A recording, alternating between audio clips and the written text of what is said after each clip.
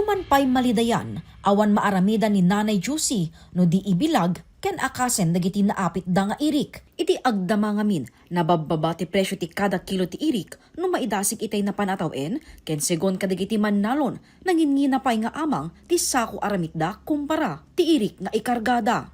Mainayon pa'y agim mastos da gapo ti panagyelo ken panagrunot dagiti pagay.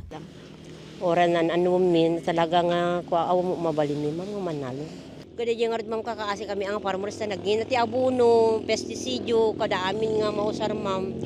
Dayati ko mi ata kaya ami kumamo kami nga to di pati produkto mi ma'am.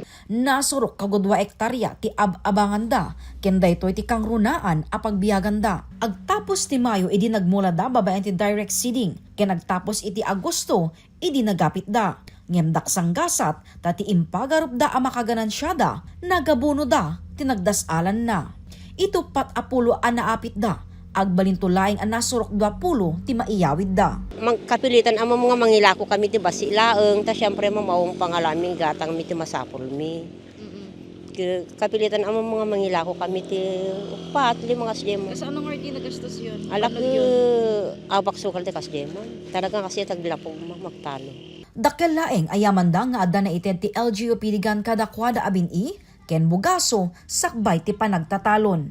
Maibasar iti Office of the Provincial Agriculture, 12 pesos aging 15 pesos tinaodi a presyo ti kada kilo ti dry nga irik basar iti September 1 to September 15. Kunani Municipal Agriculturist Marites Balling, stop buying meten dagiti traders kang runaan ti 13 pesos kada kilo a dry palay. Inayon ti upag nga awan ti regulatory power mandate da seknan ti nababa a presyo iti irik. Numan pay kasta addan ti napataod as a GIPSACA program. That the intervention ti national government ke local government nga mabalinda nga gatang ti irik nagdako ti bagas. Dahito yung interventions, iso ti mga lamang regulate ti presyo tapnuhan nga samantala dagiti traders at dati interventions iti government. Babaen iti sa GIPSACA program, maobligar dagiti LGU nga gisubmit ti floor price ken ceiling price wenno ti minimum ken maximum price saknan ti presyo ti irik iti DILG. Ket ditoy nga ibasar ti presidente ti maiyulog to a presyo ti irik agatangen ti lokal ken national government. Jessica Boreta, Balitang Solid North.